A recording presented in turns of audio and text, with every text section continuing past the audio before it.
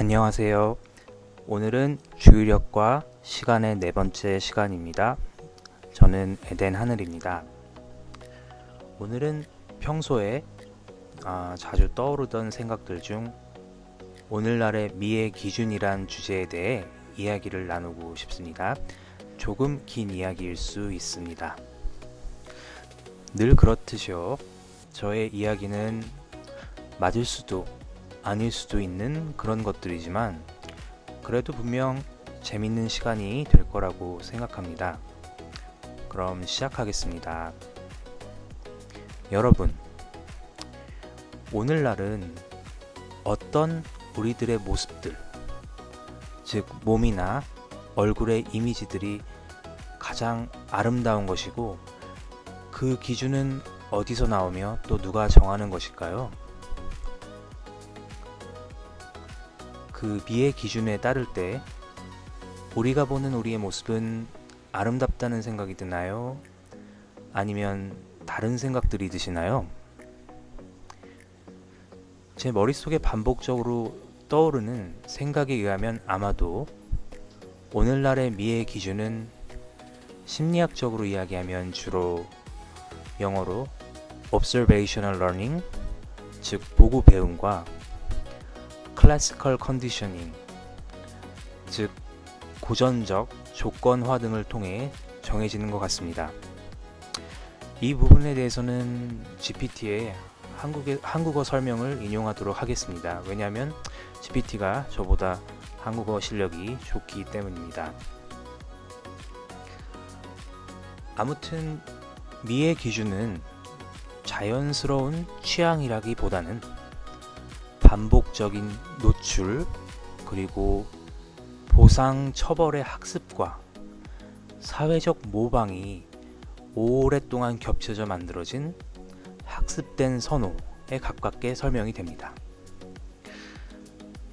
고전적 조건 형성, 영어로는 Classical Conditioning, 이것에 의하면 원래는 특별한 감정을 일으키지 않는 중립적인 특정한 얼굴, 몸, 스타일과 관련된 이미지들이 반복적으로 기분이 좋아지는 것과 함께 또 반복적으로 등장하면서 좋은 감정이 나중에는 중복을 통해 자동으로 붙는 현상입니다. 이렇게 들으면 다소 복잡하고 생소하다는 것을 압니다. 아무튼 이것이 그 유명한 파블로브의 개 실험과 관련이 있습니다. 개에게 있어서 평범한 종소리는 다소 중립적인 소리입니다. 그냥 종소리일 뿐입니다. 사실 어떤 몸, 얼굴 스타일도 처음에는요, 중립에 가까웠을 수 있습니다. 그런데요, 종소리가 울릴 때마다 반복적으로 음식을 준다면 개는 어느 순간부터 중립적이었던 종소리를 들으면 기분이 좋아지고 음식이 나오기도 전에 침을 흘리는 현상과 비슷하게 해석할 수 있습니다. 즉, 방송 미디어나 잡지 등 여러 이미지들 중에 특정 외모나 이미지를 처음에는 이것들이 우리에게 있어서 별다른 감흥을 일으키지 않는 중립적인 것에 가까운 것이었으나 이런 이미지들을 반복적으로 로맨스, 성공, 아니면 행복한 음악, 인기, 칭찬 등과 계속해서 조합을 하게 되면 나중에는 그 외모가 나타나기만 해도 이유 없이 호감, 동경 같은 감정이 자동으로 올라올 수 있습니다. 파블로브의 개가 종소리 듣고 즐거워하면서 침을 흘리는 것과 비슷한 원리일 수 있다는 것이죠. 이렇게 임의적인 미의 기준을 정한 후에는 미리 말씀드린 현상 등을 이용해 우리는 광고들을 만들기도 합니다. 예를 들어 우리가 멋지다고 생각하는 이미지의 사람들을 특정 브랜드에 결합시켜서요. 예를 들어 나이키나 뭐 이런 것에 마치 그 브랜드를 보면 그 멋진 사람들과 연관된 좋은 감정들이 떠오르고 자연스레 그 브랜드가 마음에 들게 되며 가치가 다소 높음으로 우리에게 인식되는 것이죠. 하지만 반대로 부정적인 정서 또한 이렇게 조건화가 될 수 있습니다. 예를 들어 어떤 외모나 특징이 비난, 배제, 조롱 같은 장면들과 자주 엮이면 그 외모나 특징이 어느 순간부터 우리에게 또는 사회적으로 불편함이나 불만을 거의 자동으로 불러올 수 있습니다. 그렇게 되면 우리가 예쁜가? 라는 이런 질문에 이성적이거나 논리적으로 판단도 하기 전에 방송 미디어나 다른 매체를 통해 학습된 좋다 또는 싫다의 감정이 먼저 튀어나올 수 있다는 것입니다.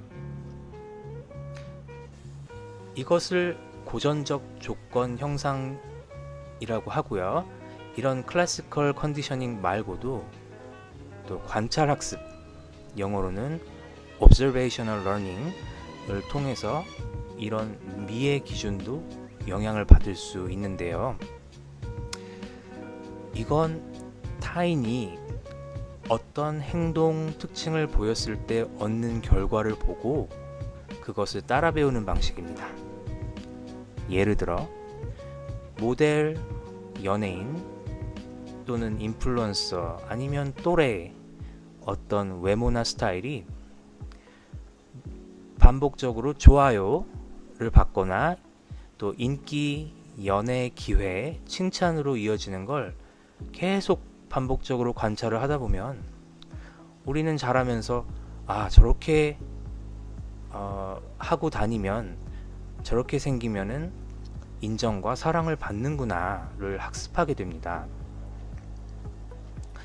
그리고 많은 사람들이 특정 이미지를 정답처럼 취급하면 개인 취향이 아니라 어느 순간부터 사회의 규칙이나 때로는 규범처럼 느껴지기도 합니다.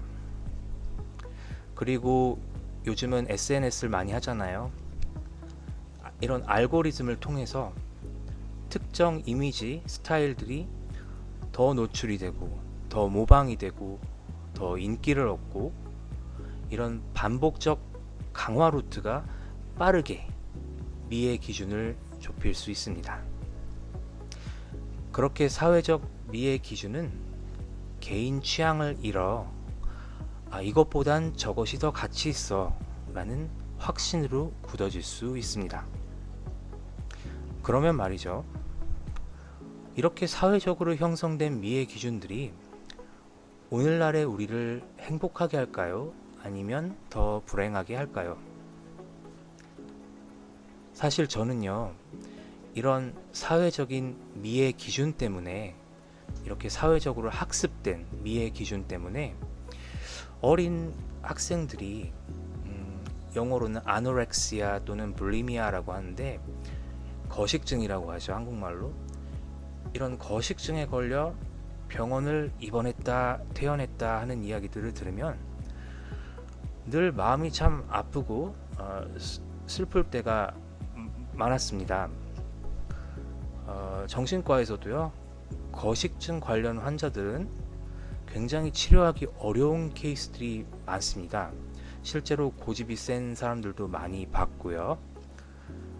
자기만의 보고 배운 것으로 형성된 사회적으로 형성된 미의 기준의 늪에 빠져서 자신의 건강을 버리고 심하면 간혹 사망하는 경우도 있습니다. 남자의 몸을 가진 사람들도 어떤 면으로는 마찬가지입니다. 사회적으로 학습된 소위 말하는 아름다운 몸의 이미지를 갖기 위해 다소 무리한 운동이나 식단을 짜고 강박증 관련 증상으로 크게 힘들어하는 그런 현대인들도 많기 때문입니다. 자, 이 맥락에서 조금 다른 이야기를 할게요. 저는 디자인이나 딱히 옷을 잘 입는 편은 아니지만 나름대로 패션의 안목이나 숨겨진 의도를 잘 파악하는 편이라고 생각합니다. 신경 다양인이라 그런지 맞을 수도 아닐 수도 있는 특정 메시지들이 반복적으로 떠오르며 여러 각도에서 디자이너의 디자인 해석을 도와주기 때문입니다. 그러다 보니 어느새부터 패션 디자인이나 집 인테리어 디자인 등에 대해서 매우 민감해지고 한마디로 쓸데없이 눈만 높아졌습니다. 아무튼 저는 패션쇼를 종종 유튜브와 같은 미디어를 통해서 보는데 어느 순간 샤넬이란 브랜드 아시죠? 또 발렌티노, 그리고 요즘엔 구찌를 좀 자세히 보는 편입니다. 저는 샤넬의 패션쇼를 언제부턴가 좋아하게 되었고요. 왜 어떤 사람들이 샤넬을 가끔 패션계의 모범생의 비유를 하는지 이해를 할 수 있게 되었습니다.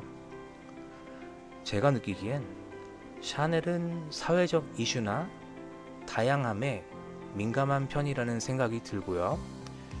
요즘에는 사람들과의 소통을 중요시하는 것으로 느껴집니다. 예를 들어 패션계의 모델들이 이미지는 매우 아름답지만 다소 그 몸의 이미지들이 예전부터 비슷하고 초현실적인 사람의 이미지들을 추구해 왔습니다. 굉장히 키가 크고 마른 여성들인 경우가 많았고요. 이런 미의 기준 때문에 이런 것들이 아름다울 수도 있지만 또한 많은 비판을 받아온 것도 사실입니다. 왜냐하면 이런 이미지들 때문에 여성들이 자신의 이미지에 깊은 불만족을 느끼고 또는 거식증 같은 정신질환으로도 이어질 수 있기 때문입니다. 그런데 샤넬의 경우요, 의도적으로 이런 전통적인 미의 기준에서 아주 조금씩이지만 변화를 하였고 기존의 아름다움을 따름과 동시에 모델들 사이에 하나 둘씩 다른 체형이나 현대 패션계의 미의 기준에서 벗어난 사람들을 조금씩 섞는 것을 본 적이 있고, 충분히 디자이너의 감각으로 하이 패션 위주의 패턴으로 갈 수 있음에도 소통을 위해 일부러 문턱을 조금 낮춘 듯한 느낌이 들며, 또 보통 사람들이 입어도 너무 예쁠 것 같은, 그리고 공감을 얻을 수 있는 범위 안에서 사람들에게 패션에 대해 마치 교육하고 함께 소통하듯 쇼를 표현하는 모습이 제 눈에는 아주 아름답고 만족스러웠습니다. 사실 개인적으로요, 계속 이런 경향을 일정한 시간 동안 어느 정도 이어갔으면 하는 바람이 있습니다. 저는 이번엔 구찌인데 구찌 패션쇼를 보고 사실 큰 감흥이 없었습니다. 그런데 지난 여름 남성 패션쇼를 보는데 마치 영어로 멘탈 헬스 어웨어니스라고 그러죠. 한국말로 정신건강에 대한 인식을 높이려는 시도처럼 보이고, 특히 신경 발달장애나 자폐 스펙트럼 등을 떠오르게끔 하는 등 이런 느낌이나 또 세상엔 또 다양한 사람들이 있다는 것을 염두에 두고 그런 다양함을 표현하는 것처럼 보여졌었습니다. 다른 사람들은 어떻게 그 패션쇼를 해석하였는지 몰라도 신경 다양인인 저에게는 사람의 다양함을 표현한 따뜻한 노력으로 느껴지고 다소 인상적이었으며, 한편으론 고맙고요. 저도 신경 다양인이고 자폐 스펙트럼이 있는 사람이기 때문에요. 또 다른 이제 구찌 쇼들에 대한 작은 이제 기대감을 가지게 되었습니다. 반면 발렌티노의 패션쇼의 경우는 제 개인적으로 정말 너무 아름다운, 어쩔 때는 범접할 수 없는, 그리고 아주 고집이 센 전통적인 미의 기준을 강조한다는 느낌이 늘 들었습니다. 얼마 전에 공중 화장실을 배경으로 했던 것도, 또 베르사유 궁전 안을 배경으로 한 것들도 너무 인상 깊고 멋있었습니다. 굉장히 파격적이고 고급스러운 느낌이 늘 있었지만, 한편으로는요, 언제부턴가 계속 고집해오던 전통적인, 그리고 이 초현실적인 미의 기준, 키가 매우 큰 여성의 아주 마른, 키가 크고 마른 여성들의 체형, 이런 틀에서 일탈해 볼 수도 있는 과감한 시도가 없다는 생각이 들었습니다. 그러던 도중에요, 제 여동생에게 가장 최근에 봄, 여름 발렌티노 패션쇼를 보여주고 어떻게 생각하냐고 넌지시 물은 적이 있습니다. 그런데 제 동생이 얼마 안 보다가 채널을 돌리면서, 아니 때가 어느 때인데 아직도 저런 여성의 몸의 이미지만 고집을 하냐고 핀잔을 주는데, 저도 비슷한 생각이었어서 껄껄 웃었던 기억이 있습니다. 저는 개인적으로는 이제 시대도 바뀌었고, 패션계의 리더들, 인플루언서들, 그리고 방송 매체 등이 미의 기준을 좀 더 다양화시켜서 우리 모두가 우리 자신의 모습을 바꾸고 탈피하고 싶어하는 것이 아니고, 어쩌면 좀 더 평범하더라도 건강한 현재 우리의 모습을 아끼고 사랑할 수 있게, 보다 건강한 시선으로 자신을 바라볼 수 있게 점차 도와주었으면 하는 작은 바람이 있습니다. 그리고 오랜 시간 동안 이어온 특정한 체형, 매우 키가 크고 마른 체형만을 위한 패션쇼도 언제부턴가는 지나치게 반복적이라는 느낌이 들고 다양성이 다소 결핍된 것 같다는 생각을 지울 수가 없습니다. 그런데요, 자, 여기서 우리 한번 아주 본질적인 철학적인 질문을 한번 다시 던져볼까요? 정말 아름다운 옷이나 패션은 과연 어떤 것일까요? 저는요, 이런 생각도 해봅니다. 이미 사회적으로 아름답다고 하는 얼굴이나 몸의 이미지들을 이용해 이미 아름다운 여성들을 더 아름답게 보이게 도와주는 옷이 정말 가장 아름다운 옷일까요? 아니면 사회적으로 아름답다고 여겨지지 않던 사람들의 이미지나 모습마저 아름답게 돋보여 보여줄 수 있는 그런 옷과 패션이 정말 뛰어나고 아름다운 옷일까요?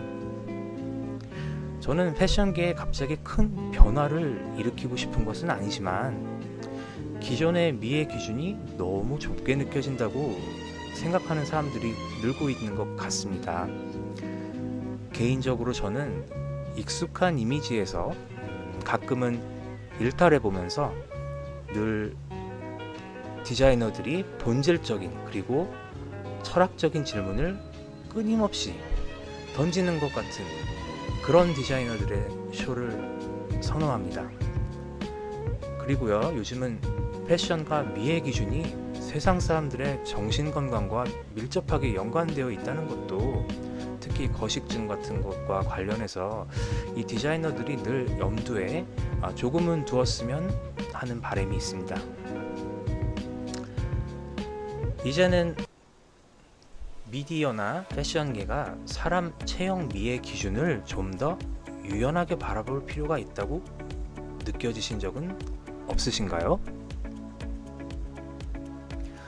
사람마다요, 기본적인 얼굴이나 몸의 프레임이 다를 수 있습니다. 어떤 사람들은 나이를 먹어도 타고나게 동안인 사람들이 있고, 어떤 사람들은 어깨가 타고나게 좁거나 아니면 넓거나 키가 또 작거나, 운동을 하고 식단을 조절해도 타고나게 또 프레임이 큰 여성들도 있습니다. 이런 다양성을 미의 기준에서 제외시키기보다는 다양한 몸 이미지의 프레임에 맞추어서 가장 건강한 식생활과 자기 관리를 하는 그런 이미지들을 떠올리는 모델들을 조금씩, 많이는 아니어도 조금씩 채용하는 것도 굉장히 신선하고 새롭지 않을까요? 저번에도 언급한 제가 좋아하는 스님들 중에 이제 법상 스님께서 말씀하신 적이 있는데, 토끼가 사자가 되려 하거나 사자가 토끼가 되려 하면 결코 행복할 수 없다고 말씀하신 적이 있습니다. 이것을 인용해 보겠습니다. 신체적 이미지에는 성인의 키처럼 고치기 다소 어렵게 타고난 것들이 있습니다. 이런 경우 작은 사람들이 키가 크지 않은 자신의 모습을 혐오하거나 또 자존감이 떨어질 수 있고요. 어느 순간부터 패션쇼의 패션은 그런 사람들에게는 이제 아무런 감흥도 없고 마치 특정 인종이나 체형을 위한 우리가 아닌 그들만의 패션쇼이고 세상처럼 느껴질 수도 있을 것 같습니다.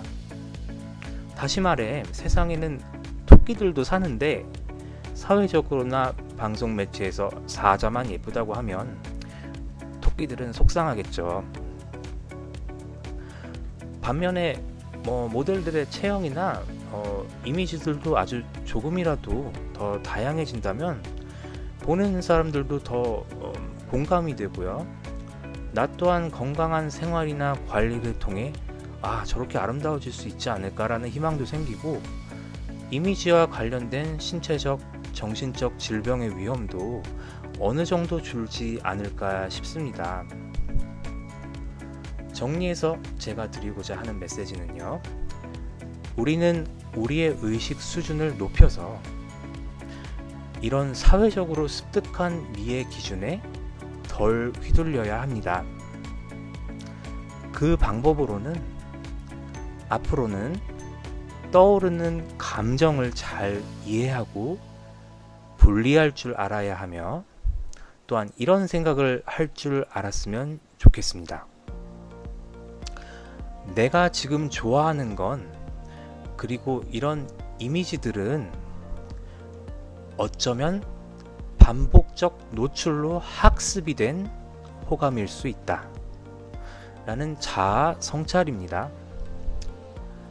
그리고 쉽지는 않지만 다양한 얼굴 스타일의 문화권 콘텐츠를 의도적으로 섞어서 미의 기준을 넓히고 이전의 알고리즘에서 더 자유로워질 수 있으면 좋겠습니다. 또 하나의 방법으로는 미의 기준에 따른 사회적 보상의 구조를 생각해 보는 것입니다. 이런 이미지가 왜 칭찬을 받고, 누가 이런 트렌드, 경향을 통해서 누가 이득을 보는 걸까 생각을 해보고, 또 마지막으로는 현실과 화면을 구분할 수 있어야 하겠습니다. 왜냐하면 화면의 이미지는 조명, 각도, 편집, 그리고 선별의 결과일 때가 많고요. 우리가 경험하는 평균 현실이 아니기 때문입니다. 오늘은 이야기가 길어졌네요. 오늘의 이야기는 어떠셨나요? 뭔가 도움이 되었거나 흥미가 있으셨으면 좋겠습니다. 좀 더 다양한 사람들의 모습이 모두 개성적이고 아름답게 표현될 수 있고, 또 미의 기준이 넓어져 보다 많은 사람들이 자존감이 높아지고 건강한 삶을 살 수 있는 그런 현대인들이 되었으면 하는 마음으로 오늘 제 생각을 표현해 보았습니다. 들어주셔서 늘 감사하고요. 다음에 또 다른 생각과 또 이야기로 찾아뵙겠습니다. 여러분 사랑하고 늘 평화를 빕니다. 감사합니다.